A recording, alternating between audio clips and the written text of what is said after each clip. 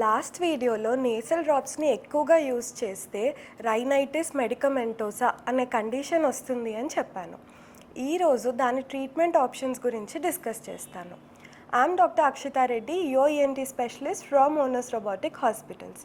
Rhinitis medicamentosa ట్రీట్మెంట్లో first important step ఏంటంటే మీరు యూస్ చేసే నేసల్ డ్రాప్స్ని గ్రాడ్యువల్గా తగ్గించడం.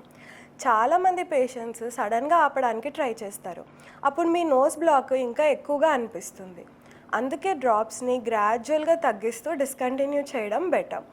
Along with that saline nasal drops or sprays use చేయడం వల్ల నోస్లో మాయిశ్చర్ అనేది మెయింటైన్ అవుతుంది అండ్ దానివల్ల నోస్ బ్లాక్ కూడా కొంచెం తగ్గుతుంది.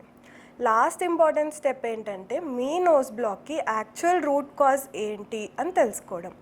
ఎందుకంటే చాలామందిలో నోస్ బ్లాక్కి మెయిన్ రీజన్ వేరే ప్రాబ్లం ఉండిండొచ్చు.